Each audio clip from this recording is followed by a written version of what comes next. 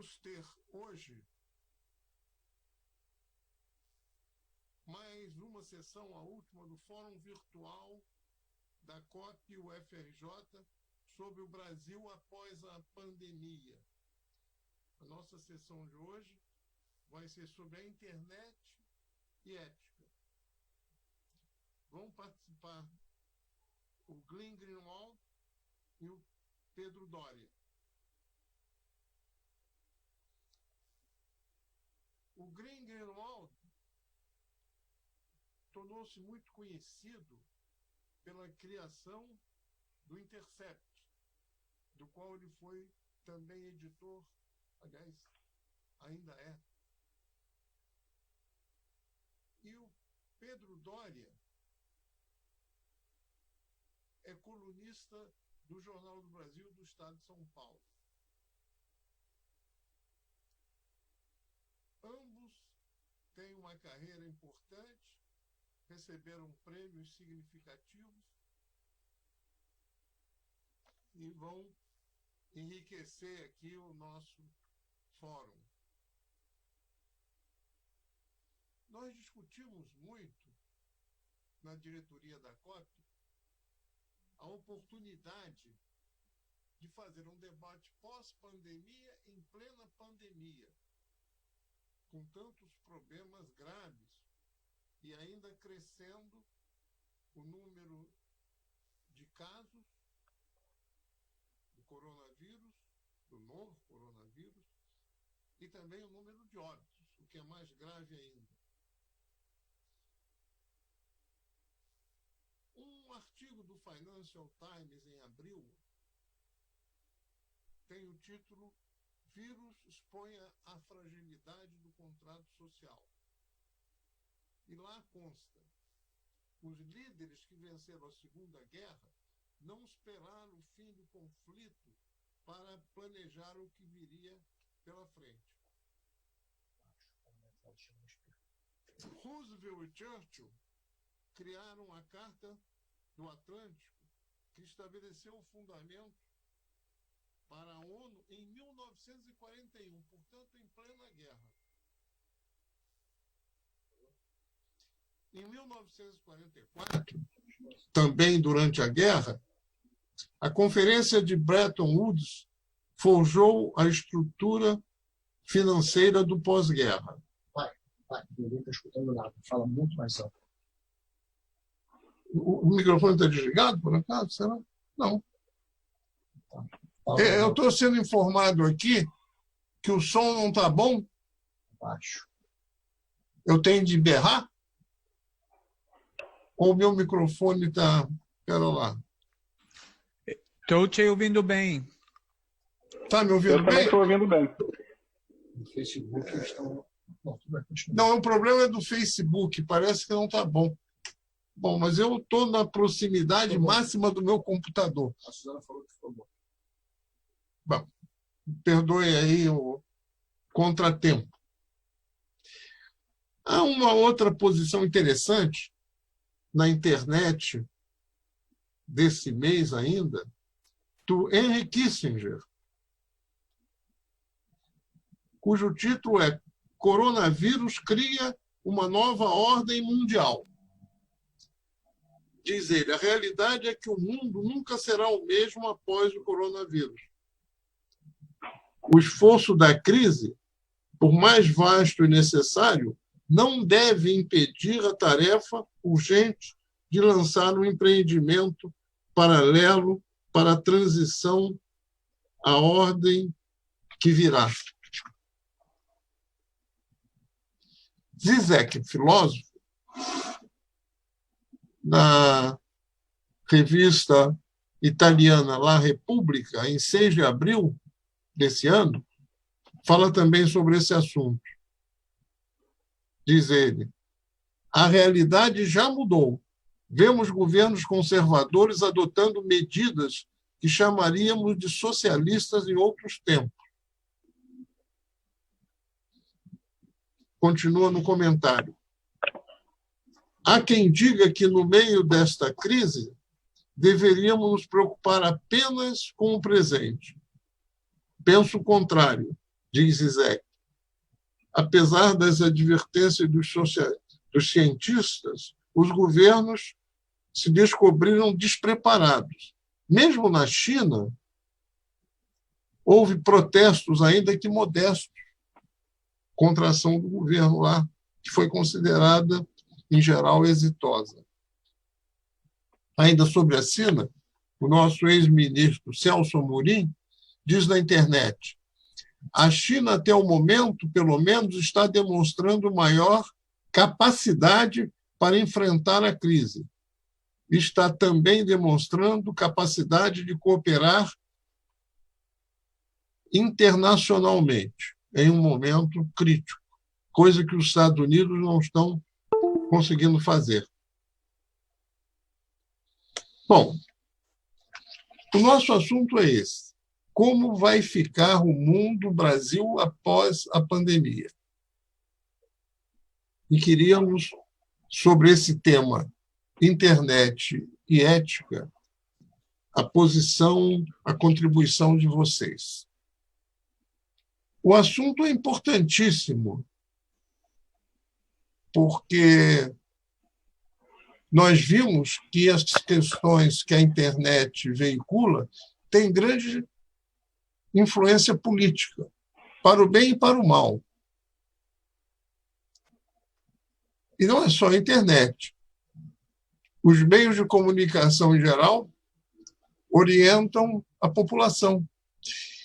Eu, antes de entrar nessa sessão, ouvia pela Globo News uma interessantíssima posição do general, que é o secretário do governo federal, criticando a imprensa por falar o que está acontecendo, as mortes, os casos de doença. E diz: a imprensa só fala em morte e doença, devia falar em coisas alegres. Isso mostra uma desorientação do governo sobre o papel da informação. Se o problema é ruim, tem que veicular o ruim. Não podia a mídia estar apresentando o desfile de escola de samba em vez de discutir o problema do vírus, da morte, dos problemas que o Brasil tem, que não são poucos. O próprio presidente da República não dá um bom exemplo quando se mistura a pequenas multidões e parece não dar muita atenção às proteções individuais recomendadas pela Organização Mundial de Saúde para evitar a superlotação acima da capacidade dos hospitais do Serviço Único de Saúde, o SUS. Bem, passamos, então, às contribuições de vocês. Vamos começar pelo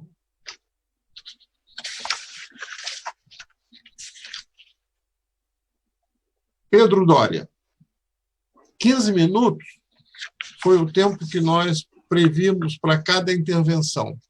Depois delas vai haver, então, perguntas pelo Facebook daqueles que nos assistem. Pedro. Bem, boa noite, professor Pinguelli. Boa noite, Glenn. Boa noite, como é que a gente chama? Internet espectadores? Boa noite a todos que estão assistindo. Pode chamar de telespectadores. Pode chamar de telespectadores? Bem, de certa forma, a internet virou a televisão, né? Ética e internet é um pouco complicado, porque ética e internet é um pouco como falar de ética e papel.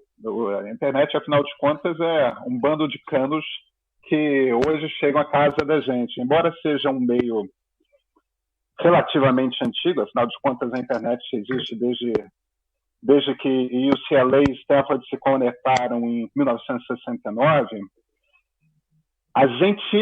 nós nos tornamos uma sociedade de fato digital e conectada à internet tem muito pouco tempo. Tem 5 anos, se tanto, a internet se tornou o principal veículo de comunicação de boa parte da humanidade.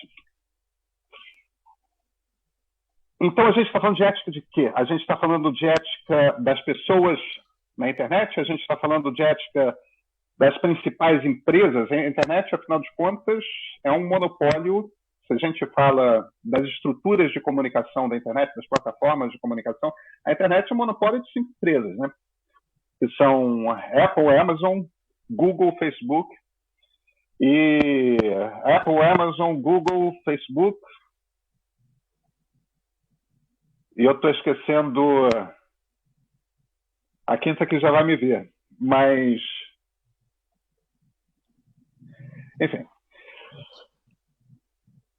É delas que a gente está falando. Qual o principal problema que nós temos no momento em que temos uma pandemia mundial em curso?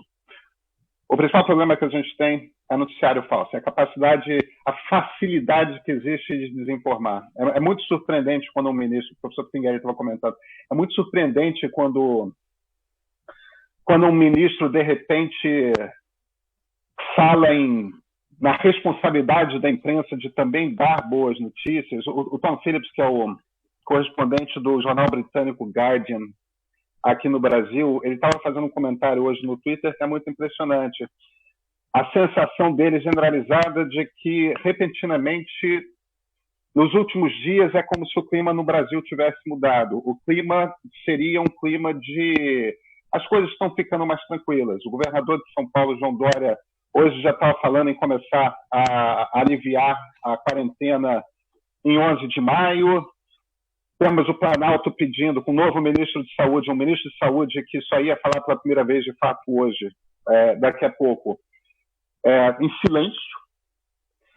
E esse pedido inusitado de por que ficar mostrando covas? Por que ficar... O problema é o seguinte, as pessoas estão morrendo. Os hospitais estão começando a lotar. Nós temos um problema que é de uma gravidade absurda. O presidente da República parou de falar da cloroquina, que seria o remédio milagroso que poderia resolver a coisa. Por que ele parou de falar? Pelo menos parou nos últimos dias, a gente não sabe se vai retornar. Porque as pesquisas mais recentes estão dizendo que o remédio não funciona. Não para tratar de Covid-19. E que, em alguns casos, pode ter até acelerado a morte de algumas pessoas por questões diversas. A gente está vendo ciência sendo... Isso é um desafio para jornalistas, isso é um desafio para qualquer um que se comunica. A gente está vendo ciência sendo desenvolvida em tempo real. Sabe-se muito pouco a respeito desse vírus, sabe-se muito pouco a respeito de como que se trata esse vírus, sabe-se muito pouco a respeito de como que esse vírus se alastra. Uma das teorias que já caiu era de que, num ambiente com calor, como, por exemplo, o Brasil, ele se alastraria mais devagar, com menos eficácia. No entanto, isso não é verdade. A gente não tem a mais vaga ideia de qual o índice de mortalidade desse vírus. No momento, 2 coisas salvam as pessoas: informação e ficar em casa.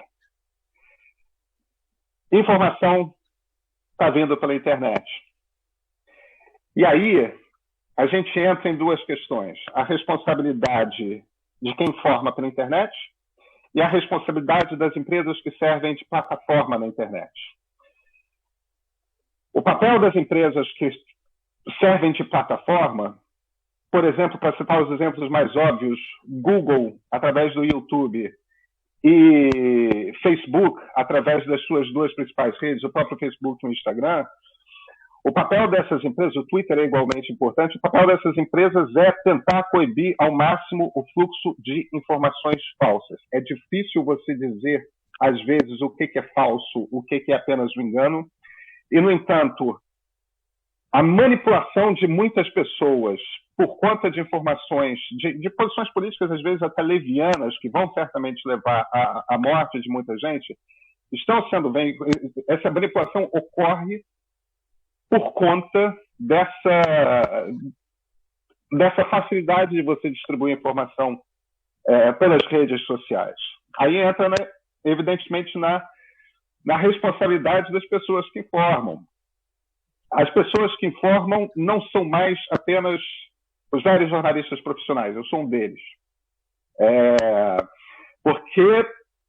Porque muitas vezes artistas, pessoas que surgiram dentro da internet, têm acesso a audiências enormes, às vezes muito maiores do que as de veículos extremamente tradicionais da imprensa. E aí a gente cai num problema que é o seguinte: em geral, os jornalistas, eles podem até cometer deslizes éticos, e isso acontece. Às vezes sem querer, às vezes propositalmente, porque mandam as favas consciência, etc. Agora, jornalistas, bem ou mal, têm algum tipo de treino para lidar com questões éticas. São obrigados a refletir consistentemente e constantemente a respeito de como que informam, o que informam, que tipo de informação você vai botar, como é que você organiza. Isso é uma coisa sobre a qual a gente está pensando o tempo todo. E estamos debatendo entre nós o tempo todo. Quando, de repente, muita gente começa a informar a internet porque constrói audiências, essa conversa sobre como que você se comporta, o que você fala, como que você fala, é uma conversa que não existe ainda. Não quer dizer que ela não virá a existir, ela virá a existir. Porque esse tipo de ética é desenvolvida a partir do momento que um novo veículo de comunicação surge. Só que vai surgir ao longo do tempo. E, repentinamente, a gente está numa situação que é uma situação de urgência. Eu não tenho dúvidas. O historiador Yuval Noah Harari escreveu, algumas semanas atrás, no Financial Times, que o mundo vai sair do outro lado radicalmente diferente depois dessa pandemia, desse período de isolamento social do qual a gente está passando. E ele vai sair do outro lado radicalmente diferente por um motivo muito simples, porque nós estamos acelerando o processo de adoção de um modo de vida digital. A gente vai se acostumar a ter aula por internet, a gente vai se acostumar a ter, assistir a lives, concertos, nós vamos nos acostumar a fazer compras pela internet. Tudo isso que já vinha acontecendo a um passo mais lento está sendo comprimido, está sendo acelerado. Isso quer dizer que essa ética da internet tem que se desenvolver muito mais rápido. Eu evidentemente, não sei o que vai acontecer. Mas, no presente, a minha maior preocupação é essa. A gente precisa começar a desenvolver uma ética que é uma ética de quem se comunica via internet para grandes audiências. Esse é um treino ético, uma reflexão ética que tem que começar a acontecer de forma muito mais acelerada. Porque informar, num momento em que formação de fato quer dizer a diferença entre a vida e a morte, ficou repentinamente muito mais importante, ainda mais num país em que nós temos um governo federal que é inacreditavelmente cético em relação à ciência, num momento, num instante no mundo em que só a ciência pode nos salvar.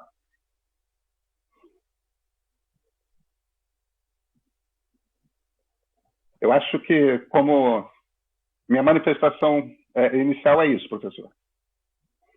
Muito obrigado, Pedro. Vamos passar, então, para o Glenn.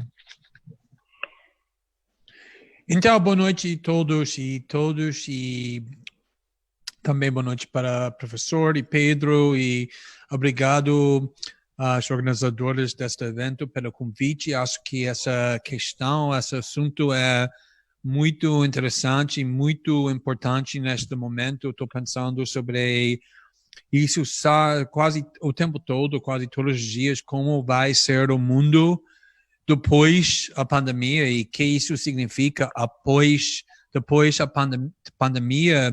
Acho que ainda ninguém sabe como isso vai ser entendido. Quase temos uma vacina quando temos um tratamento que tem eficaz, ou quando a grande porção da população já tem o vírus e podem sair e pelo menos salvar a economia. Então, acho que mesmo essa ideia, depois da pandemia, ainda está faltando clareza. E também estou pensando muito sobre como estamos mudando o nosso mundo agora. como uma resposta a essa pandemia. E, para mim, minha trajetória, pensando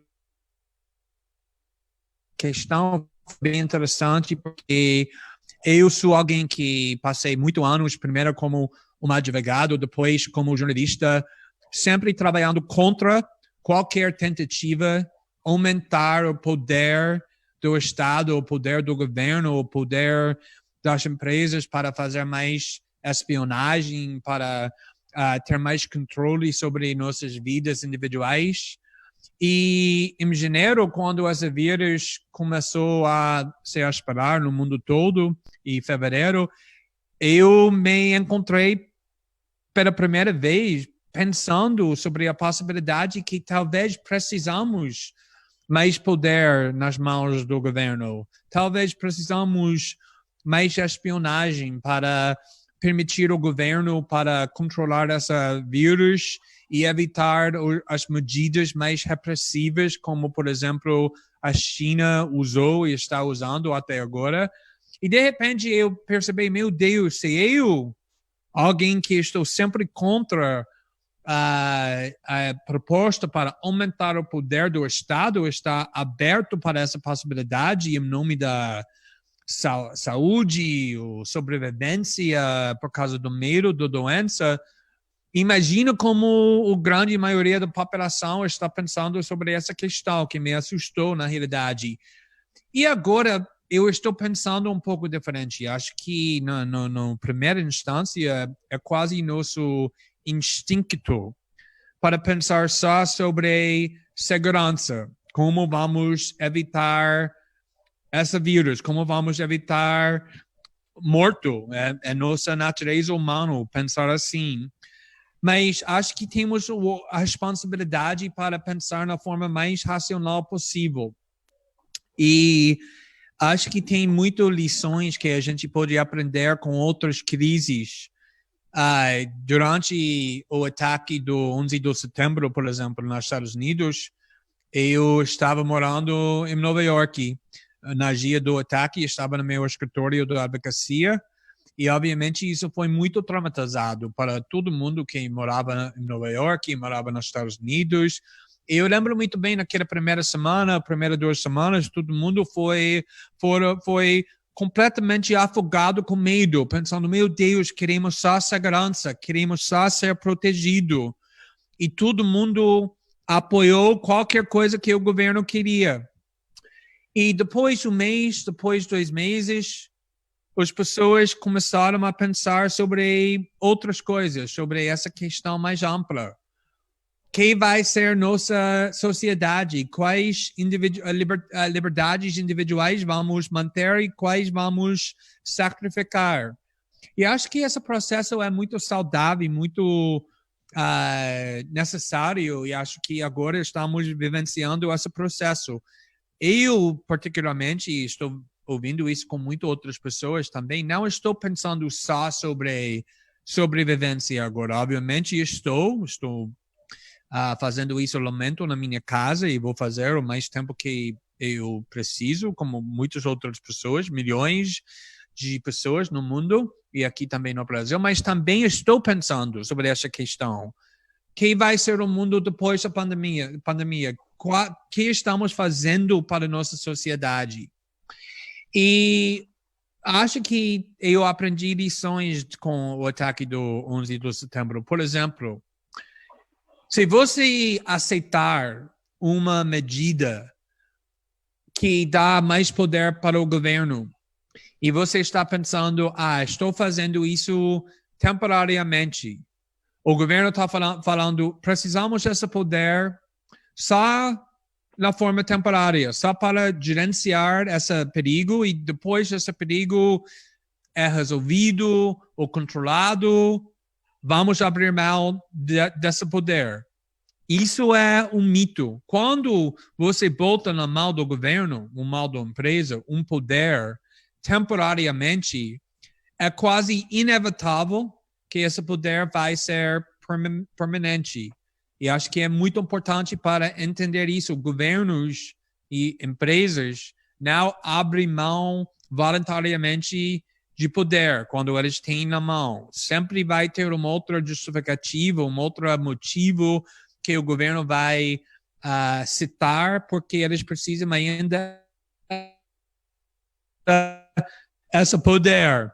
Por exemplo, foi várias leis que foi aprovadas nas semanas depois do ataque do 11 de setembro, inclusive a lei para aumentar o poder da espionagem e detenção do governo dos Estados Unidos, que chama de Ato Patriota, the Patriot Act. E foi uma lei muito extrema, muito extremista, e criou poderes que o governo dos Estados Unidos nunca tinha. Ninguém imaginou que o governo dos Estados Unidos um dia vai ter poderes assim, mas o governo e a mídia e políticas disseram a mesma coisa. Não preocupa. Essa lei vai expirar, vai ir embora depois de 3 anos. É só temporário, só para nós controlar esse problema do terrorismo. Aqui estamos 19 anos depois naquele ataque e essa lei é permanente agora. Cada 4 anos o Congresso Nacional aprova a lei de novo, renovar a lei de novo, com muito pouco dissidência ou votação no Senado, alguma coisa como 91 em favor, continuando, 8-7 contra. E a mesma coisa com a atualização para o governo do Bush, usar força militar, violência, guerra, poderes de guerra contra qualquer organização. O presidente decide e é responsável para o ataque do 11 de setembro. Também essa atualização, 19 anos depois, existe e está sendo usado o tempo todo pelo governo norte-americano contra organizações que nem existiam durante o ataque do 11 de setembro. Então, qualquer poder que nós passar para os governos em nome de um perigo específico, pensando que é só temporário, é limitada, vai ser permanente, provavelmente, e também vai aumentar, vai ser usado não só para doenças, para esse vírus, mas outros perigos também. Então, precisamos tomar muito cuidado com qualquer medida que estamos aprovando. Não estou falando que o governo não precisa de mais poderes para controlar esse vírus. Esse vírus é muito sério, muito sério. O perigo é muito grave para todos os aspectos da nossa sociedade, mas, por outro lado, precisamos avaliar os riscos, não só do vírus, mas também as respostas oficiais.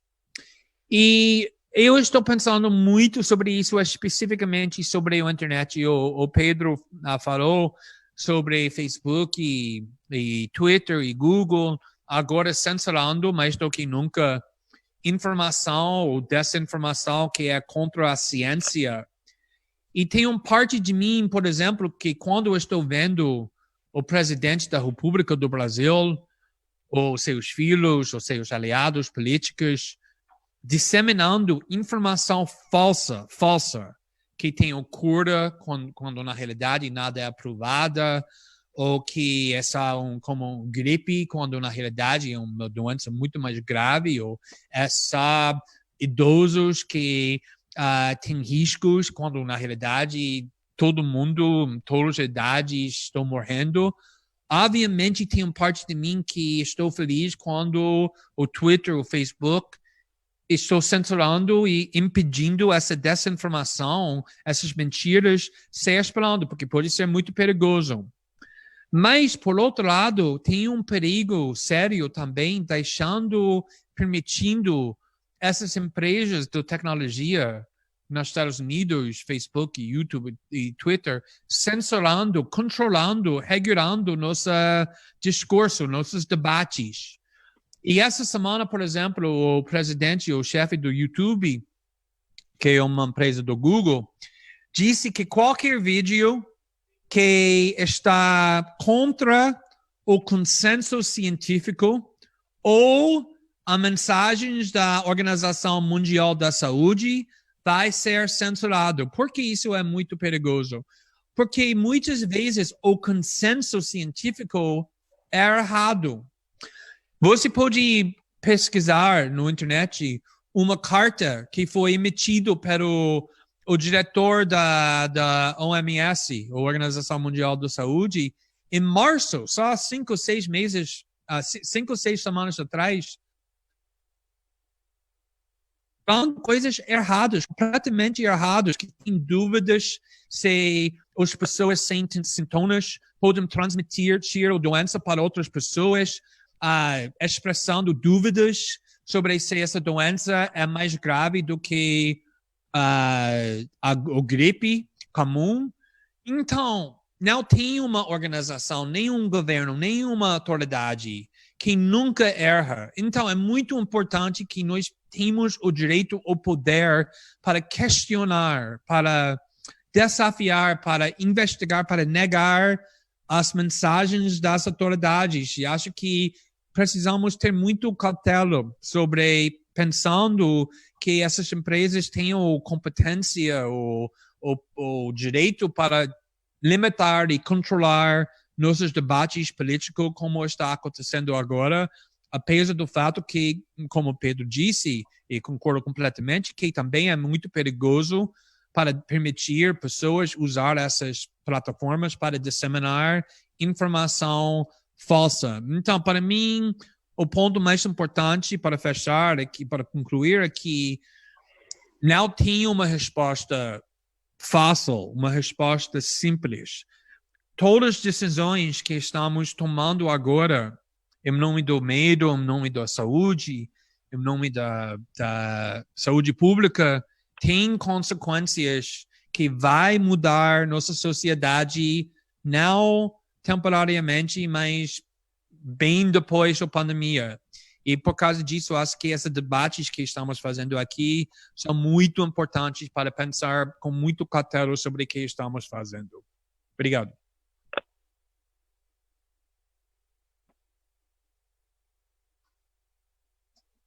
Obrigado, Glenn. Eu vou fazer um comentário polêmico e depois passamos às perguntas do Facebook. Há momentos em que o conhecimento, pode ser científico, pode ser técnico, como o conhecimento de um bombeiro apagando um incêndio, tem uma informação que o público em geral não tem. O exemplo que eu vejo aqui, o da radioatividade, que é imperceptível. Se eu tiver um material fortemente radioativo, eu não percebo ele. Ele vai me matar. Então, é o papel da engenharia, da ciência, vedar o acesso a esse local. Não é um ponto de discussão. Pode ser discutido no sentido de procurar convencer dessa proibição. Agora, você tem toda a razão, que há falhas, muitas vezes, na ciência. Por exemplo, nessa situação que a gente vive, num primeiro momento, foi tecnicamente recomendado que o público, em geral, não devia usar máscaras. A razão por trás disso é a escassez de máscaras que tinham que ter prioridade para o pessoal da saúde que ia atender lá o doente. Mas isso não ficou claro. Parecia que usar a máscara era contrário à proteção. Depois, resolveu-se determinar que deve-se usar máscara. A mesma medicina. Aí é bem o exemplo que você está dando. Quer dizer, eu tenho a impressão que tudo deve ser discutido, mesmo a radioatividade. Agora, é delicado esse problema de precaução. Esse debate nosso tem essa finalidade, de discutirmos em perspectiva para o futuro e também o presente, para o público em geral, que pode se manifestar. Bem, deixa eu passar para as perguntas. Se você quiser replicar, fique à vontade. Eu gostaria de fazer um comentário então faça, em cima Pedro. do que... Eu concordo inteiramente com o Glenn que a gente tem de se preocupar imediatamente no momento que nós começamos a dar para empresas privadas o poder de censura, mesmo que seja E a situação que ele descreveu é exatamente a situação com a qual nós devemos nos preocupar. Aí, nesse momento, no momento de uma pandemia, em nome da ciência, ou seja, por bons motivos, nós damos a empresas privadas o poder de censura. A partir do momento que elas têm esse poder, elas podem vir a usar, elas se habituam a usar, e de repente nós nos acostumamos que essas empresas tenham tudo mais. Eu acho que há 2 pontos que nós temos de levar em consideração. O primeiro é o fato, a quinta empresa que eu não citei é o Facebook, das 5 grandes. São todas, por que são as 5 grandes, as big techs, como a gente chama? Porque são empresas que têm $1 trilhão de valor no mercado. São coisas, é o tamanho do PIB de mais de metade dos países do mundo, cada uma dessas empresas. São coisas horrorosamente grandes. A primeira questão que a gente tem que levar em consideração é o fato de que elas são monopólios. Se as plataformas de comunicação na internet fossem, mesmo que apenas um pouco mais fragmentadas, com executivos diferentes, tendo debates diferentes, soluções diversas apareceriam para um problema como esse com mais frequência. Quer dizer, o maior inimigo aí é o fato de que, bem ou mal, Google e Facebook controlam 90% da comunicação que se dá na internet. Não dá. Este é um grande problema. E existe uma solução para a questão do poder governamental aí, porque censura, evidentemente, vindo de empresas privadas é um problema, censura que vem, ou qualquer tipo de poder sobre os direitos individuais que vem do governo é 10 vezes pior. E a solução para, ao invés de você dar poder para que os governos controlem a vida dos cidadãos, a solução é o que, por exemplo, a Angela Merkel faz na Alemanha. Ao invés de você tentar controlar a vida do cidadão, você dá informação para ele. Você é transparente ao máximo. Você dá toda a informação necessária para o cidadão compreender por que ele tem que ficar em casa. Informado, ele fica por conta própria, sem que o Estado precise exercer algum tipo de poder de controle. Bom, antes também de passar a pergunta, eu invadindo um pouco o debate, vou fazer também um comentário, se você me permite, Pedro. Eu acho que, muitas vezes, o indivíduo toma decisão contra si próprio. Por exemplo, essa questão do confinamento tem sido desrespeitada frequentemente. Aqui no Rio, em São Paulo, pelo menos. As pessoas saem à rua, se aglomeram, ainda que a recomendação seja o isolamento. Aí eu acho que um certo poder tem que ser exercido, ainda que com moderação. Não cabe, como às vezes propõe, prender o sujeito, é pior ainda. Mas ter uma tentativa de admoestação que isso não pode ser feito, porque prejudica a coletividade e prejudica o indivíduo também.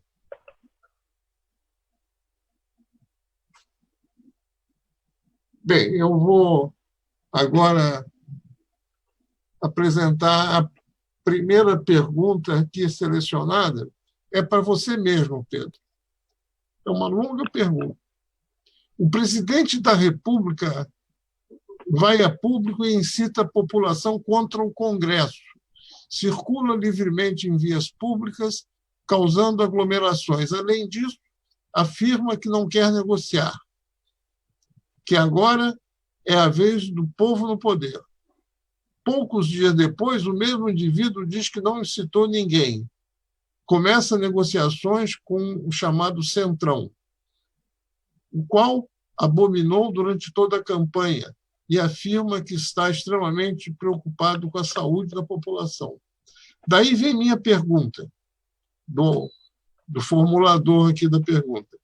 Como fazer com que essa dicotomia dos fatos chegue aos defensores do presidente para que eles vejam a realidade do fato? E se essa parcela da população tiver essa ciência dos fatos, será que seu posicionamento mudaria? É a pergunta. Pedro. Como assim? Eu acho... Perdão, professor, quem que faz a pergunta? Não está identificado para mim aqui. Ah, tá bom. Não, Tem uma... Eu estou recebendo... O nome da pessoa. Tem o nome aqui. Eduardo Mendonça Barcaro. Eduardo Mendonça Barcaro. Eduardo, nós estamos numa época, isso não é uma questão brasileira não, tá? Isso é uma questão mundial. Nós estamos numa época de intensa polarização. Isso não quer dizer que todas as pessoas estão polarizadas. Na verdade, uma parte das pessoas não fica pensando em política o dia todo, só meia dúzia de pessoas malucas como eu. E algumas dessas pessoas que ficam pensando em política o tempo todo tratam política como se fosse torcida de futebol. Então, você tem o Vasco e você tem o Flamengo. Você dificilmente vai convencer um apoiador do presidente Jair Bolsonaro.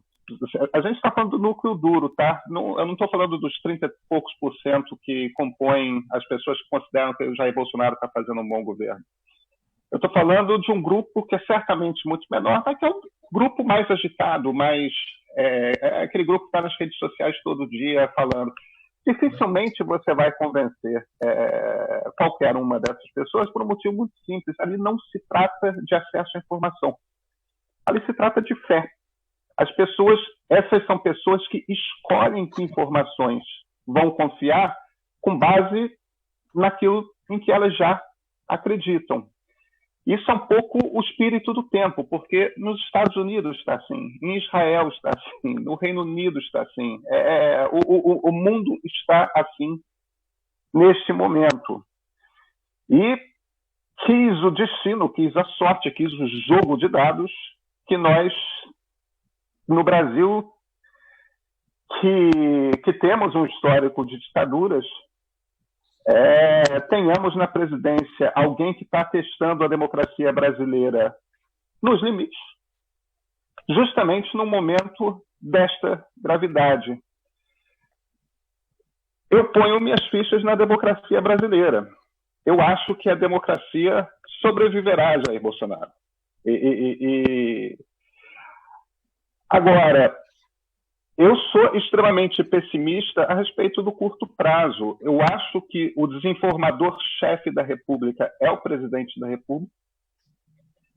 Ele faz isso porque ele acha que a sobrevivência política dele depende de diminuir ao máximo a importância dessa pandemia. Não é à toa que um ministro pede para a imprensa não falar de morte. É de morte que nós estamos falando. Portanto, o resultado de tudo isso vai ser que mais brasileiros morrerão. E não tem muito o que nós possamos fazer dentro da legalidade para impedir isso. E isso não é uma ideia confortável com a qual conviver, não. Eu acho que é isso, professor. Obrigado, Pedro. Vamos passar aqui ao Glenn agora. A pergunta dirigida a ele pela professora Alessandra Magrini, do Programa de Planejamento Energético da COP. Será que o pós-Covid não vai reforçar uma tendência a exacerbar o soberanismo e políticas nacionais dos países, em contraposição a um cenário que poderia reforçar mecanismos de colaboração, como alguns analistas apontam? Essa é a pergunta, Glenn. Sinceramente, eu acho que é difícil saber como o mundo político, o mundo internacional vai mudar por causa dessa pandemia. O que está acontecendo agora, obviamente, é que quase todos os países estão pensando de uma forma muito mais nacionalista. É incrível, na realidade, que na Europa, todos os países têm fronteiras fechadas, um para o outro. Um ano atrás, eles tinham uma reunião, o EU. Isso não existe na prática agora. E quando, por exemplo, os países mais pobres que sofreram na primeira instância com essa doença, Itália e Espanha e Grécia, os países mais ricos, a Alemanha, a França, não estava ajudando. Na realidade, a China estava ajudando por causa de motivos pragmáticos. E também nos Estados Unidos, obviamente, o Trump ontem fechou as fronteiras quase completamente e proibiu a imigração.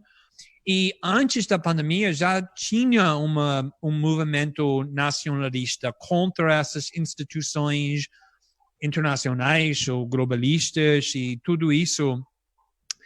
E eu acho que sim, agora tem uma competição também para recursos. Os Estados Unidos está roubando, competindo contra países para ter máscaras, para ter outras coisas necessárias para hospitais.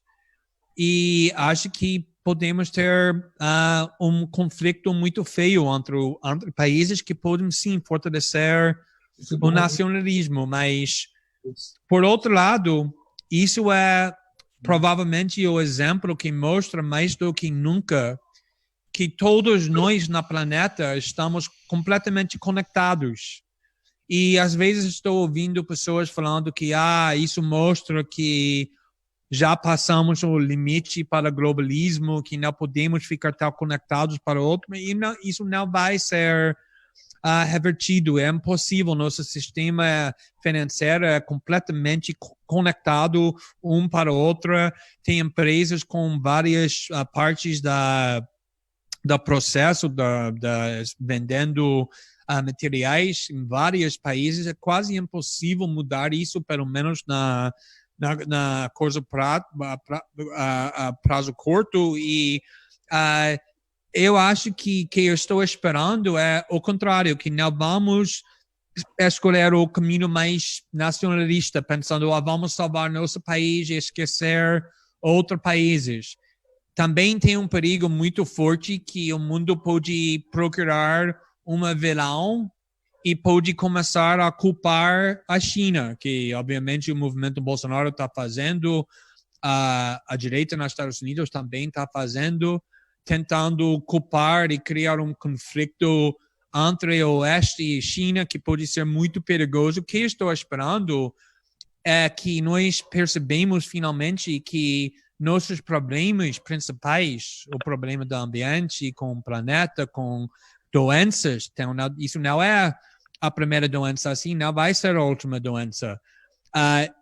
Não tem uma solução, exceto uma solução internacional, com países colaborando, trabalhando juntos, mas sempre na história, nos últimos 100 anos, obviamente, quando tem crises, cada vez pessoas usam nacionalismo para culpar outras, para criar conflito, e tem uma possibilidade, um perigo muito alto que pode acontecer aqui também, mas eu estou vendo também uma oportunidade para escolher um outro caminho quando percebemos que estamos no mesmo planeta e que um país faz vai ter consequências para o outro, que estamos conectados, isso não vai mudar, não podemos reverter isso, e isso pode criar um caminho melhor do que estávamos, e estou esperando isso, mas acho que ninguém sabe, porque estamos bem cedo nessa crise ainda. Vamos, então, uma pergunta para o Dória.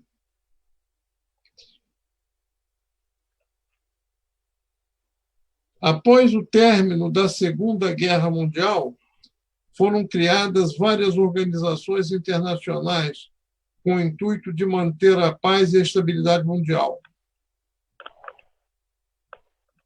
Essa guerra contra a pandemia pode levar à criação de organizações para definir regras ou balizar questões de ética na internet? Pedro. Eu acho é uma pergunta muito difícil de responder, e eu não sei se eu compreendo de todo o conceito. não seria possível uma organização para regular a internet. Porque, por um motivo muito simples, a internet, isso tem diretamente a ver com a arquitetura da internet. Aliás, a internet foi feita, o protocolo TCP/IP, que é o protocolo sobre o qual a internet funciona, que faz com que os dados fluam de um canto para o outro, é descentralizado. Então, em essência, você sempre poderá plantar um servidor onde você quiser no mundo, plugá-lo na internet e fazer com que ele funcione seguindo as regras que você quiser. Então, a internet não é regulável. A internet é um ambiente no qual você não tem como ter controle. Ela sequer é algo que possa ser desligado. Nenhum país tem controle sobre a internet. Você tem sempre opções como a da Coreia do Norte, que é simplesmente não se conectar à internet. Mas aí você precisa de uma ditadura totalitária. E a única ditadura totalitária que nós temos no mundo hoje é justamente a norte-coreana. É possível, evidentemente, você fazer uso da internet para instaurar governos repressores. É o caso do uso que o governo chinês faz. E ele conta com instrumentos bastante poderosos de censura. Mas, novamente, isso exige um governo que não apenas é ditatorial, como é extremamente sofisticado tecnologicamente, porque outras ditaduras não conseguem fazer o que a China consegue. Então, um organismo assim, de controle do sentido de regulação da internet, mesmo que houvesse um consenso, e não haveria, de que fosse necessário, ele não seria tecnicamente possível. Isso posto, eu concordo inteiramente com o Glenn que nós estamos numa encruzilhada e as próximas eleições nacionais de boa parte dos países, ou pelo menos dos países com poder econômico/político de relevância no mundo, isso inclui o Brasil, nós estamos entre os 10 maiores PIBs do mundo, as próximas eleições nacionais vão ser muito definidoras de qual caminho que o mundo vai seguir nas próximas décadas. Porque nós estamos vivendo algo parecido com a crise de 29 e a Segunda Guerra Mundial de forma concentrada. Então, eu vejo sim a possibilidade de termos um novo Bretton Woods, de você ver um momento de fortalecimento de uma instituição como a ONU, e aí todos os seus pequenos braços, entre eles a Organização Mundial da Saúde, mas também de organizações como a Organização Mundial do Comércio, por aí vai. Eu compreendo que existe um espaço para ampliar a globalização, mas isso vai depender, em essência, do tipo de chefes de Estado que esses grandes países vão eleger. Se vamos continuar com essa tendência nacionalista ou se nós vamos ampliar para uma tendência internacionalista. Do ponto de vista estritamente pragmático, os problemas que o mundo tem são internacionais. São questões como pandemia, são questões como que a gente vai erguer a economia, isso é um problema mundial, não é um problema local de países, porque a economia de todo mundo está entrelaçada. E aí, na frente, problemas como a questão das mudanças climáticas. Esses são problemas todos internacionais. Eles só têm solução se for uma solução consensual internacional.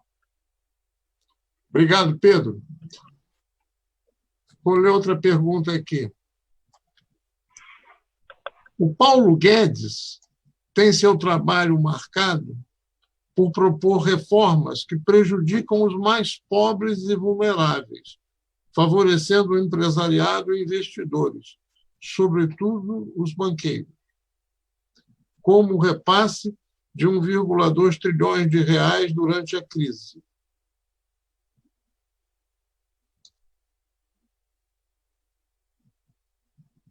Quais os impactos dessa política após essa crise sanitária, que terá implicações econômicas?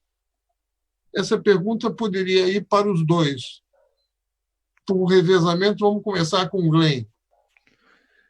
Então, eu vou aplicar essa pergunta para a crise que está acontecendo aqui no Brasil, porque o Brasil, na realidade, é um país único para países grandes, países democráticos. Tem um ou dois outros países onde o líder está falando mais ou menos a mesma coisa do que Bolsonaro está falando, que não precisamos ter isolamento, que não precisamos ter distanciamento social,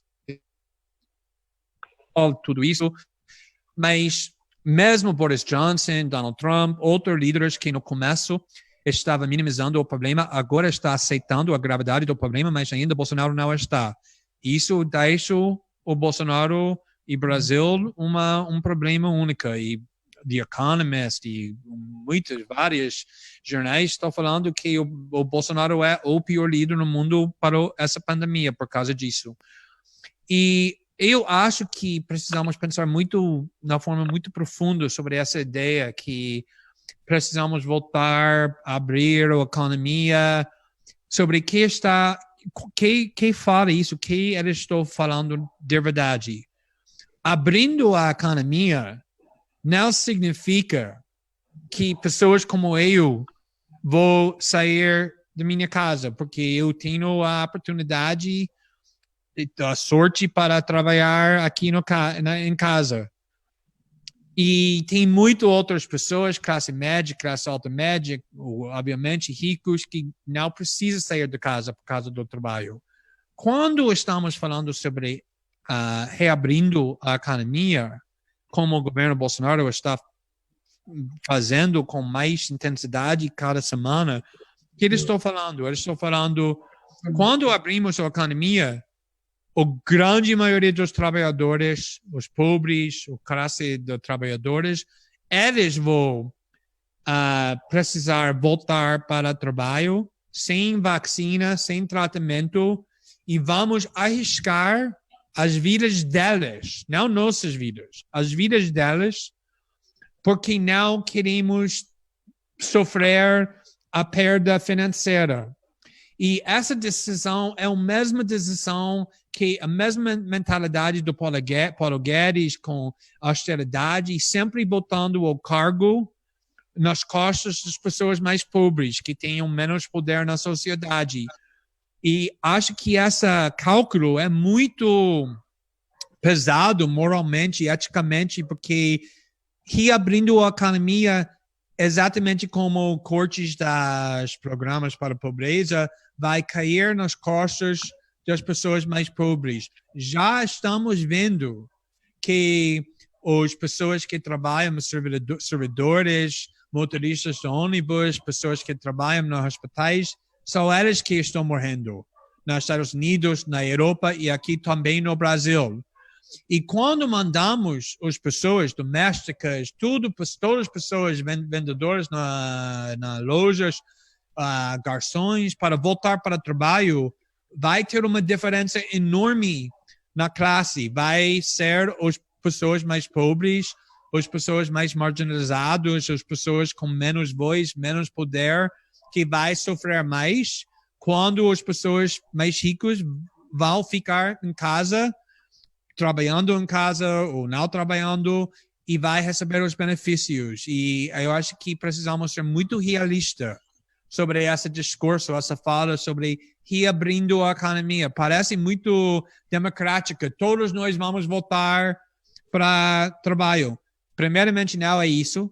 E segundo, tem uma diferença enorme sobre pessoas com acesso para o plano de saúde ou para hospitais privados, que estão morrendo muito menos do que os pobres que estão nos hospitais públicos, que não têm os mesmos recursos, que não estão recebendo a mesma atenção. Estamos vendo essa desigualdade agora em todos os países. Então, precisamos ser muito honestos sobre o que isso significa para reabrir a economia. Obviamente, todo mundo quer voltar para a normalidade, mas normalidade não é trabalhadores e pobres morrendo 10 mil, depois 10 mil, depois 10 mil, quando pessoas mais ricas estão seguras em casa. mas isso é a realidade da política de reabrindo a economia. Obrigado. Eu quero para os dois, se for para os dois. Deixa o Pedro quer falar. Obrigado. Glenn? Deixa o Pedro quer falar, se for para os dois. Pedro, você quer responder também essa pergunta? Claro, professor. Entrando em particular, específico deixa eu só questionar um pouco a premissa da pergunta. O pacote de R$1 trilhão não é exatamente como a pergunta descreveu. Primeiro, porque boa parte desse dinheiro não é um dinheiro de verdade que o governo está injetando na economia. Na verdade, são 200 a 300 bilhões de reais desse montante que é dinheiro novo, de fato. O resto é simplesmente o governo dizendo que está jogando lá para frente imposto e tudo mais. Um pacote desses, na verdade, vai contra a premissa essencial do Paulo Guedes. Isso é um pacote keynesiano, que é que seria o que, na parte do mundo em que o liberalismo foi inventado, o que a gente chamaria de social-liberalismo. E não aquele liberalismo de Chicago, Milton Friedman, Hayek e tudo mais do Paulo Guedes. Paulo Guedes, obviamente, eu não discordo de tudo.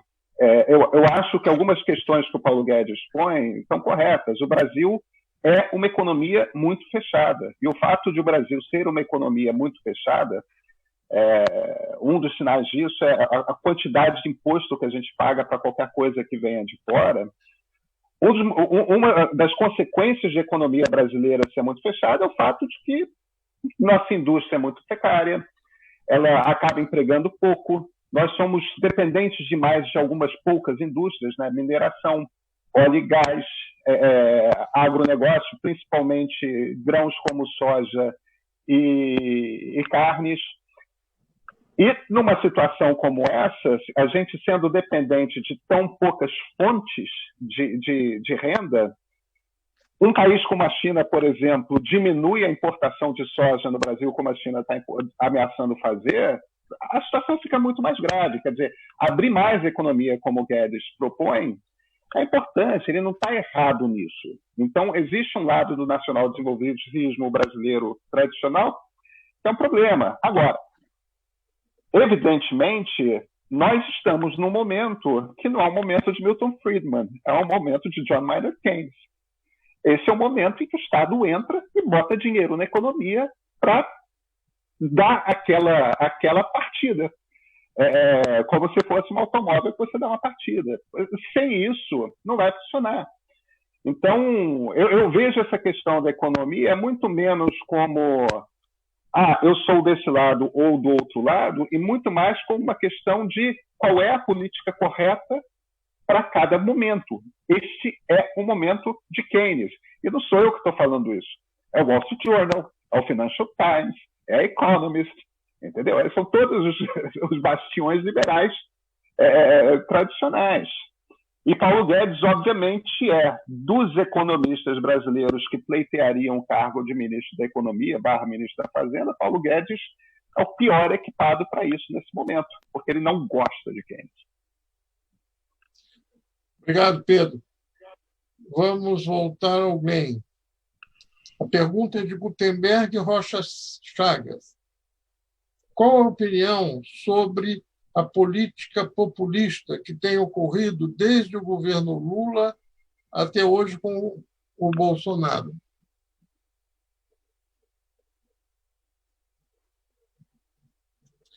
Tem mais aí? A política de quem? Desculpa, não ouvi. A pergunta é de... Não, quero saber. Repete a pergunta. Você quer a pergunta?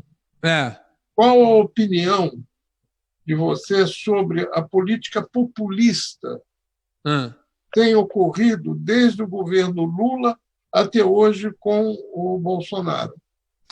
Então, é uma pergunta complexa.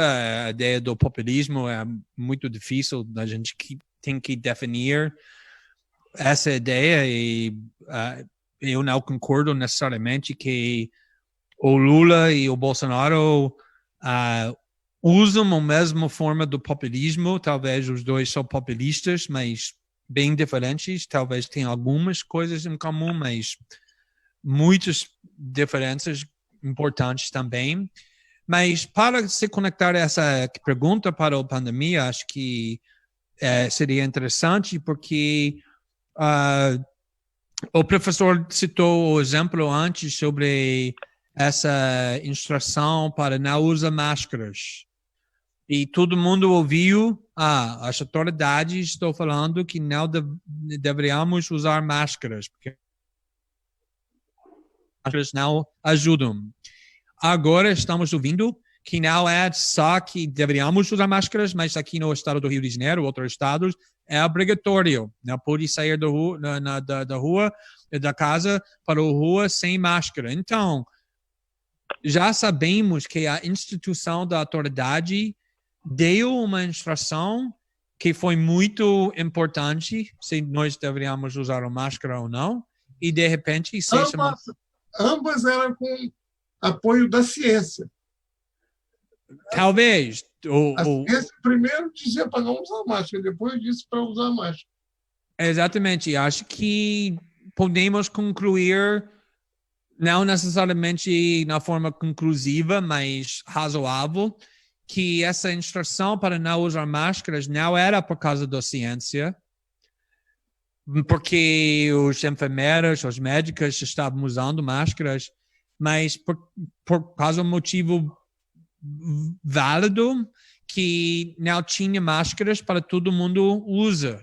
E eles queriam salvar, economizar as máscaras para os profissionais que trabalham nos hospitais para usar, porque se todo mundo estivesse usando máscaras, não vai ter máscaras para as pessoas trabalhando nos hospitais. Então, talvez era uma mentira, mas uma mentira com um motivo bom.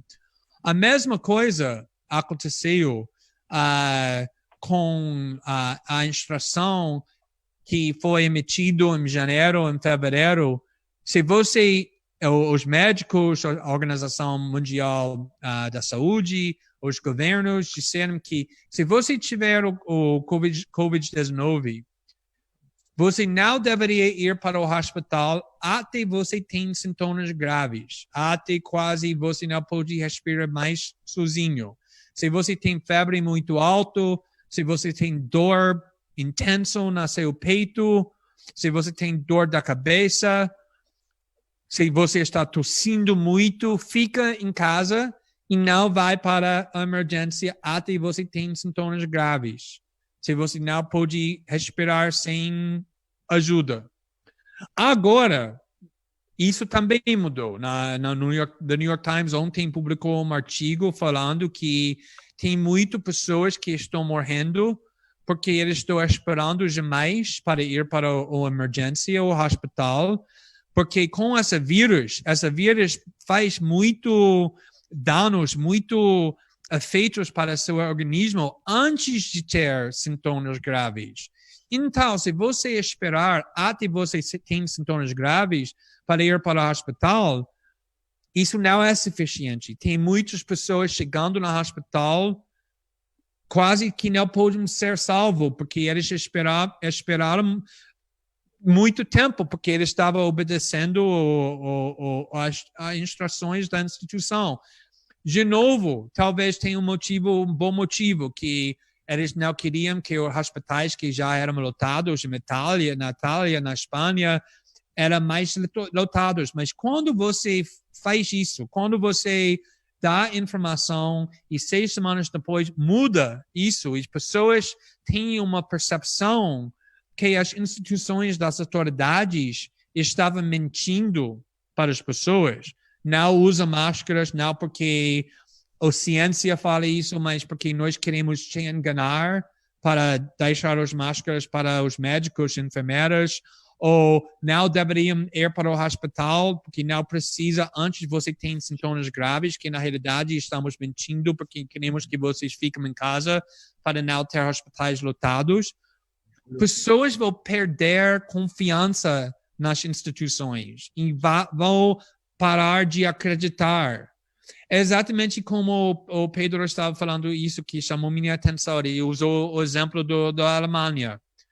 Na Alemanha, o governo está dando informação para o público e o público confia no governo. Por quê? Porque a Angela Merkel, ela é uma cientista, mesmo sendo da direita, ela é mais ou menos honesta. Pessoas confiam nela, ela não mentiu sobre essa doença, ela disse desde o começo que é bem, bem grave. E por causa disso, talvez a cultura na Alemanha é que pessoas confiam as instituições da autoridade e obedecem. Ficaram em casa, está fazendo tudo que eles estão ouvindo. Mas nos outros países, com certeza nos Estados Unidos, na Itália, na Espanha, aqui no Brasil, pessoas perderam confiança nas instituições da autoridade, perderam confiança no jornalismo, perderam confiança no governo, na classe política. E eu acho que quando pessoas perdem confiança nas instituições da autoridade, do establishment, qualquer coisa que você quer usar, a palavra que você quer usar para chamar disso, isso cria aberto para populismo, para alguém como Bolsonaro fala, não confia mais o mídia, o grande mídia, a Globo, porque eles mentiram muitas vezes para você, não confia mais no OMS, porque eles mentiram para vocês, estou conectado, protegendo a China. Não estou falando que isso é válido, estou falando que quando a situação é criada, quando pessoas acreditam nisso, quando perdem confiança nas instituições, isso cria aberto onde o Bolsonaro, outros demagogos, as pessoas assim, que para mim é populismo, falando para o povo, não deveria mais confiar nas instituições, deveria me confiar. Eu acho que isso quando o populismo cresce, e isso está que estamos vendo aqui, agora no mundo democrático. Por outro lado, tem uma forma do populismo que é diferente, que é saudável, que quer transferir poder do elite, do classe elite, para o povo, que para mim é o tipo do populismo saudável. Mas o populismo que estamos vivenciando no Brasil, nos Estados Unidos, na Europa, no mundo democrático, o Duterte nos Filipinos, tudo isso, é o tipo do populismo que acontece quando pessoas perdem confiança nas instituições. E eu acho que, por causa disso, países como o Brasil, como os Estados Unidos, está enfrentando muito mais dificuldade do que, por exemplo, a Coreia do Sul ou a Alemanha, onde a população confia mais no governo, confia mais no Estado, confia mais as autoridades. Obrigado. Glenn, vou passar agora uma pergunta para o Pedro. Em que medida a possibilidade de formatar, manipular individualmente a informação pode ser uma ameaça à democracia? E como o aumento do uso da internet fortalece isso? Podemos lidar de forma mais eficiente para filtrar as fake news que circulam com tanta facilidade na internet? Pedro. Olha, essa é uma resposta extremamente difícil de responder, embora a resposta, na verdade, seja muito simples. Manipulação de informação pode derrubar a democracia, sim. E a segunda parte, que é como que se controla a fake news não é muito controlável. Ela não é muito controlável por um motivo muito simples. Em geral, quem acredita em fake news quer acreditar em fake news.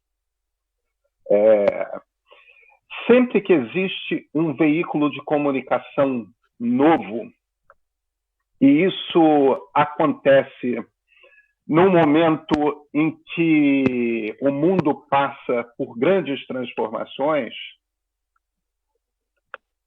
esse embate, essa mistura, veículo de comunicação novo e grandes transformações no mundo, em geral, ameaça instituições, abala a confiança e promove boatos e tudo mais. Aconteceu 2 vezes antes. A primeira foi a imprensa de Gutenberg, que ocorreu justamente no momento que o mundo estava vivendo o Renascimento e estava vivendo o período dos descobrimentos, né? Então, os europeus estavam descobrindo, de repente, que o mundo era muito maior.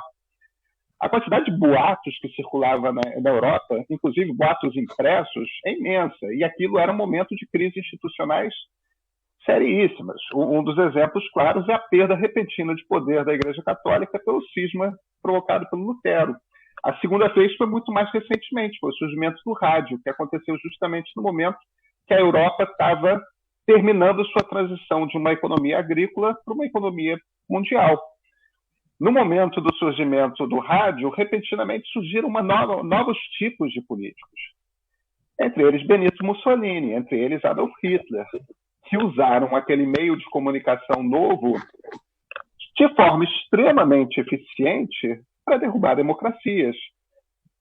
Embora, simultaneamente, nos Estados Unidos, por exemplo, você tinha um cara como Franklin Delano Roosevelt, que usava também o rádio particularmente bem para manter a população unida e salvar a democracia. Primeiro com New Deal, depois com a participação americana na Segunda Guerra.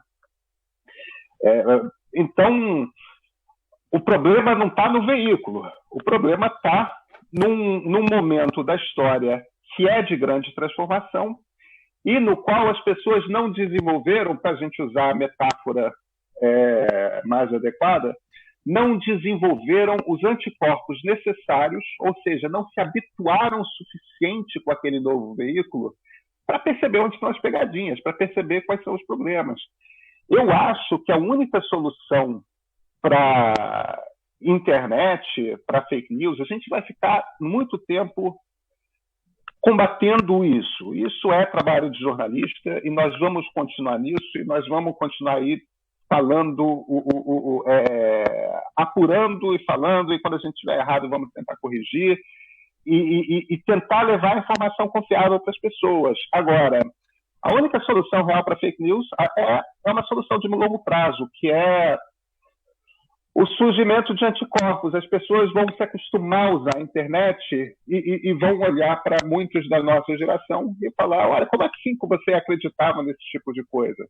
Mas isso vem com hábito, isso vem com tempo, infelizmente. Vamos pedir a alguém para responder também essa pergunta? Você tem ela aí? Pode só repetir a pergunta, porque eu estava ouvindo o Pedro e esqueci a pergunta. Espera aí que eu estou perdido aqui. Vamos lá. A questão é se há solução para fake news. Tá. Exatamente como eu vou falar exatamente a mesma coisa que o Pedro começou a falar, que é muito difícil ter uma solução, porque qualquer solução que você ofereça tem problemas graves. Eu comecei a falar sobre essa questão no começo do nosso programa, falando que para mim, eu tenho muito medo, muita preocupação, dando o poder para o Facebook, o Google, o Twitter, qualquer empresa, qualquer veículo de mídia, para decidir o que é verdade e o que é falso. Porque a história intelectual dos seres humanos, é exatamente isso, que pessoas acreditam num dia que alguma coisa é provado, é de verdade, é uma proposição que não pode ser questionado, e a geração depois, ou o ano depois, nós percebemos que na realidade está errado. E quando você fecha a capacidade de questionar qualquer coisa que as instituições estão falando, isso é de verdade, isso não pode ser questionado, isso é provado. Acho que é muito perigoso. Mesmo com bons motivos, porque mesmo com bons motivos, a gente pode acreditar que essa coisa que alguém está falando é verdade e simplesmente ser errado. Como eu disse, 6 semanas atrás, o OMS estava falando coisas que agora sabemos estão errados. E 6 semanas atrás, 7 semanas atrás, foi considerado errado para falar alguma coisa diferente do que o OMS estava falando, mas agora sabemos que está errado. E acho que é importante para criar o espaço para questionar tudo. E também essas empresas, Facebook, Twitter, Google, são empresas que estão motivados pelo lucro. Eles não foi criado para ter uma organização para criar coisas boas no nosso mundo. Eles não são governos. E eu lembro muito bem, talvez 6 semanas atrás, mais ou menos, o Mark Zuckerberg foi entrevistado pelo colunista do New York Times, Kara Swisher, e ele perguntou ao Mark Zuckerberg por que Facebook não está fazendo mais para censurar coisas falsas, informação falsa. E o Mark Zuckerberg respondeu, Mark Zuckerberg, não tenho a competência para decidir que é verdade e que é falso. Por que pessoas me confiariam para decidir isso? Eu não sou competente para decidir isso. E ela respondeu, mas tem exemplos óbvios quando alguma coisa é falsa. Por exemplo, alguém nega o Holocausto ou os crimes dos nazistas. E ela perguntou, você não pode falar que é verdade, que é falso? E ele respondeu, não, eu não sou um perito na história, eu não sou... Então, eu concordo com isso. Eu não confio em Mark Zuckerberg, ou Jack Dorsey do Twitter, ou o chefe do Google, para controlar nosso discurso, nosso debate, nossa liberdade de expressão, porque às vezes eles não têm competência e outras vezes eles têm motivos ruins. Talvez eles queiram agradar o governo da China para ter um contrato e eles vão reprimir. Facebook, por exemplo, censura as páginas dos palestinos muito mais quando o governo do Israel pede e fala essa página dos palestinos está incitando o terrorismo. Em 98% dos casos, o Facebook censura qualquer página que o governo do Israel apontou. Nós fizemos reportagens sobre isso, porque o governo do Israel tem mais poder do que palestinos. Então, precisamos ter muito cautela para não permitir ninguém controlar a internet. Mas, por outro lado, fake news é um problema grande, pode incitar guerras, pode matar pessoas. Quando o Bolsonaro está falando tem uma cura ou medicina que vai te proteger dessa doença, isso vai motivar pessoas para sair da casa, pegar a doença, o vírus, causa os hospitais ficarem em colapso. Então, não estou minimizando o problema de fake news, estou falando que talvez a solução é, como jornalistas, podemos fazer autocrítica e perguntar por que nós perdemos a confiança do público sobre nossos pronunciamentos? Por que pessoas confiam mensagens que eles estão recebendo pelo WhatsApp, no telefone, mais do que jornalistas profissionais? Como podemos recriar nossa autoridade para fazer nosso trabalho principal, que é, como jornalistas falam, isso é falso, isso é verdade. Para mim, essa solução é muito melhor e muito menos perigoso do que dando o poder para, não sei, uma união dos jornais, ou jornalistas, ou empresas, ou governos para censurar a internet em nome da censurando fake news ou informação falsa. Acho que é Vamos lá. Posso fazer, professor, uma observação em cima do que o Glenn comentou? Vai em frente. Tem um ponto sobre o qual nem eu nem ele falamos, mas que deve ser lembrado nesse debate. Eu concordo com a premissa, ainda mais com uma internet tão concentrada em tão poucas empresas, essas plataformas de comunicação, né?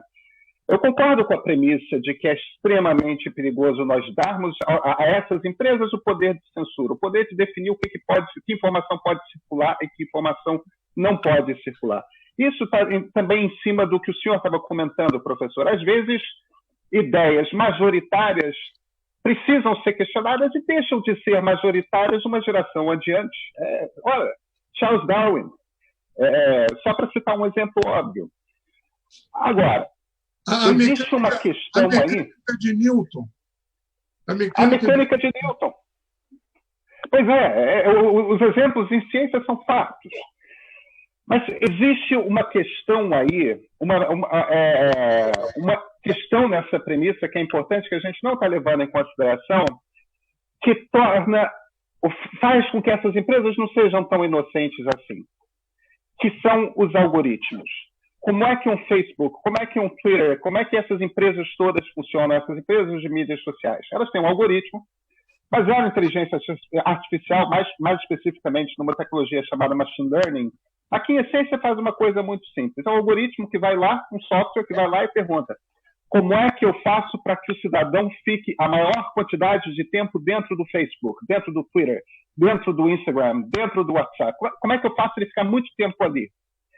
O algoritmo vai ficar vendo como que está todo mundo agindo e está tentando ver que tipo de post, que tipo de coisa chama mais atenção e faz com que as pessoas fiquem mais tempo lá. E a resposta que esses sistemas de inteligência artificial descobriram é muito simples. Quanto mais indignado você deixa a pessoa, mais tempo ela fica dentro do Facebook, dentro do Twitter, dentro dessas plataformas todas.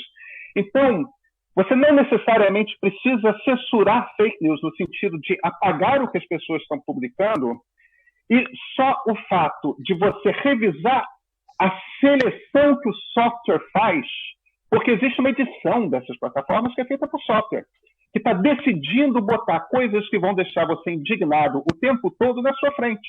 Isso é uma decisão do software. Isso é uma decisão que faz sentido do ponto de vista de negócios, porque são empresas que vendem publicidade e querem, portanto, que você seja exposto a maior quantidade de publicidade possível. No entanto, são esses softwares os grandes vilões, porque eles, no fim das contas, envenenam a comunicação. Justamente porque eles têm esse viés de ficar provocando constante indignação. Isso explica um pouco porque somos tantos os indignados o tempo todo no planeta. Se eu posso só comentar rápido Claro. sobre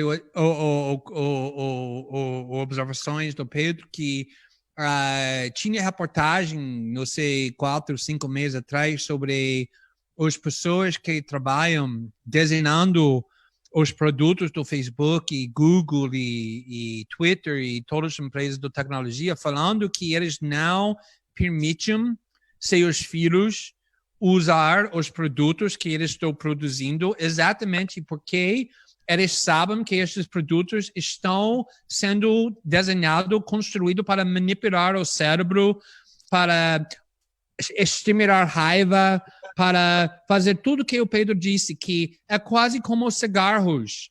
Imagina se você trabalha numa empresa do tabaco, dos cigarros, você obviamente vai saber muito mais sobre o público, sobre o perigo, e não vou permitir seus filhos usem o produto que você está produzindo. É a mesma coisa com essa tecnologia. É muito tóxico para nosso discurso público, nossa política, nossa sociedade, mas, por outro lado, é uma ferramenta muito importante também. O problema é exatamente isso. A pergunta aqui é para o Glenn. 2 pontos. Os políticos, por serem formadores de opinião e terem interesses eleitorais, não cometem crime de responsabilidade contra a nação ao utilizar as redes sociais de forma antiética para espalhar fake news e se beneficiar eleitoralmente? Essa é a pergunta. Olha, primeiramente, não sou um especialista na lei brasileira ou Constituição do Brasil. Eu era um advogado constitucional nos Estados Unidos, então eu gosto de evitar opinando muito forte sobre o que é uma crime da responsabilidade e que não é, porque na forma de jurídica, acho que especialistas precisam formar opiniões sobre isso. Mas, como nós aprendemos durante o debate do impeachment de Dilma, o impeachment sempre tem um aspecto constitucional e legal, mas também tem um aspecto mais forte ainda político. Se a economia fosse muito bom, forte durante 2016, acho que é impensável imaginar o Dilma sofrendo um impeachment por causa de pedaladas, quando ela está sendo impeachmentada pelas as pessoas mais corruptas na América Latina. Lembro, o processo foi liderado por Eduardo Cunha, ficando na frente da Câmara de Deputados, indignado sobre a corrupção. Também várias pessoas acusados na Lava Jato, outros processos criminais. Foi uma farsa, mas a força política estava lá para tirar ela por causa da economia, por causa de outras coisas, e pedaladas se tornou um crime suficiente. Eu acho que Bolsonaro fez ofensas e crimes obviamente mais graves do que pedaladas, obviamente. Mas, exatamente porque impeachment é uma questão política, eu tenho dúvidas sobre se isso deveria acontecer agora, no meio da pandemia. Já tem muito bagunça. Lembra naquele dia, vários dias, quando as notícias foram dominadas aqui no Brasil, não sobre o que o governo está fazendo para gerenciar essa vírus, para salvar vidas, mas foi focado exclusivamente sobre o drama entre o Bolsonaro e Mandetta. O Mandetta vai ser demitido hoje, o militar impediu esse drama. Imagina o drama que vai ser provocado com uma tentativa para fazer impeachment contra Bolsonaro agora. É impensável. E eu acho também que, para mim, o objetivo do movimento Bolsonaro é isso, para provocar quase uma guerra civil. Lembra quando o Eduardo Bolsonaro falou sobre AI-5? Ele não disse, nós queremos AI-5 agora. Ele disse, se os protestos na Chile, o falta de estabilidade que estamos vendo na Chile, chegaram aqui no Brasil, a resposta vai ser o AI-5. Eles querem um clima que parece muito perigoso, com desordem civil, para justificar essas medidas que eles querem fazer. Então, é difícil para mim para falar, porque meu marido e o partido dele, ou parte do partido dele, tem um pedido do impeachment que eles estão defendendo. E acho que é justificado na questão legal. O Bolsonaro fez crimes graves, sim. Mas sobre a questão política, acho que seria muito difícil para tirar Bolsonaro. E como os governadores gerenciando a política do cada estado, aqui no Rio, o Witzel está impondo quarentenas e políticas muito fortes e muito racionais, também Dória em São Paulo e outros governadores. Eu tenho dúvidas sobre os benefícios agora, neste momento, sobre pensando muito sobre essa questão, mas para mim, sim, Bolsonaro cometeu crimes. Se esses crimes fossem crimes da responsabilidade, é uma questão que vou deixar para especialistas. Pedro, você quer comentar essa pergunta também? O comentário, vamos lá, a questão de crimes de responsabilidade. O artigo 5º da Constituição nos dá, entre outras liberdades, a liberdade de expressão.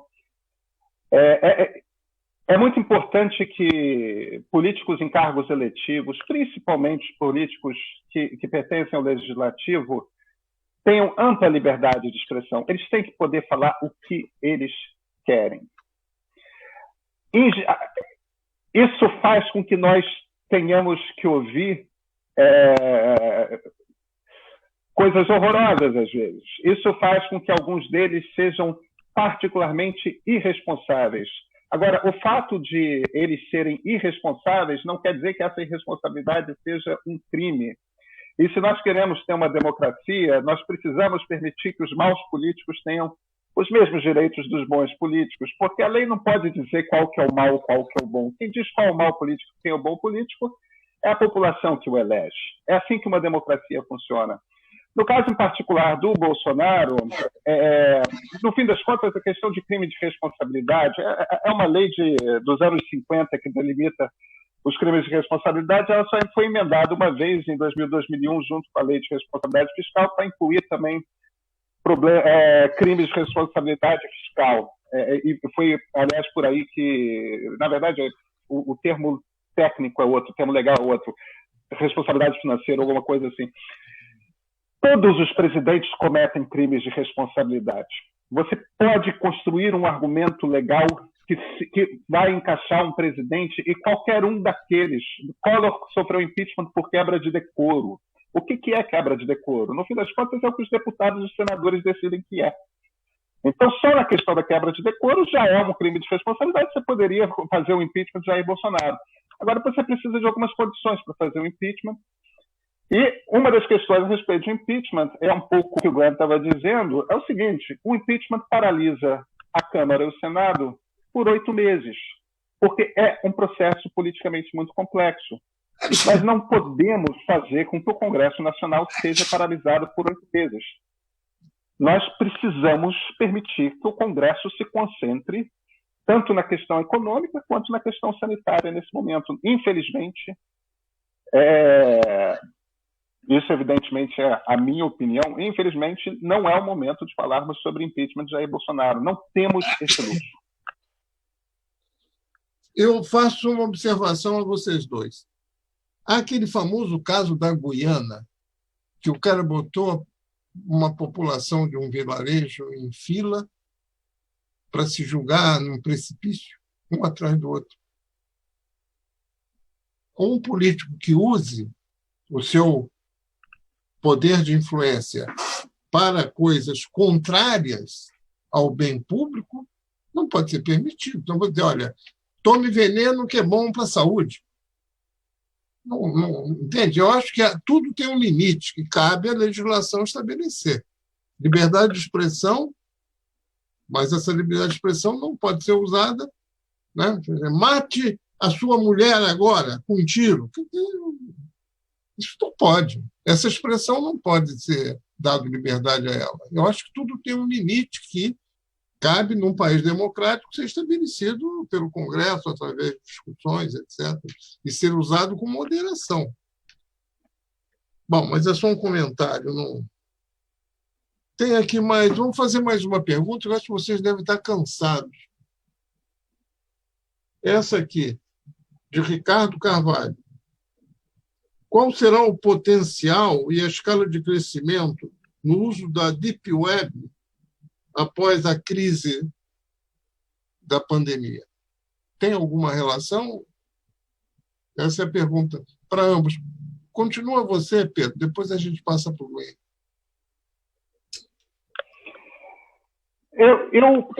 Eu prefiro, professor, nesse caso, me parece que Glenn conhece melhor a Deep Web e as questões a respeito da Deep Web do que eu. Por que você acha isso, Pedro? Por que você acha que eu conheço o Deep Web? Estou brincando, mas... Mas eu respondo, claro, com o maior prazer, porque você já fez várias reportagens que envolvem a lida com usos os mais diversos, inclusive de espionagem da internet. É verdade, está brincando. Olha, para mim, the Deep Web é uma resposta para o fato que o promessa do internet no começo, quando essa inovação foi criada, foi o seguinte: essa ferramenta vai ficar completamente livre. Não sei, provavelmente qualquer pessoa em cima de 35 anos que lembra do começo do internet, lembra que tudo foi anonimato no começo. Nada foi se conectado para a sua identidade. Você entra um serviço, você foi para o website, você comentou com um nome falso, nada foi se conectado para você, nada foi sendo monitorado, tudo foi completamente livre. Isso foi a promessa do, meu Deus, essa tecnologia é revolucionário, vai mudar sociedades, vai mudar como fazemos política, porque vai liberar todo mundo de controle das empresas grandes, do governo.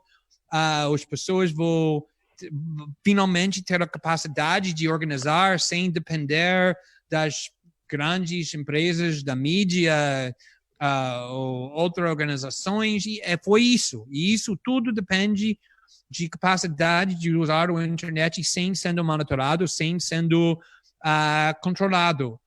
E, obviamente, como nós sabemos, e sabemos disso por causa da reportagem do Edward Snowden, mas também antes disso,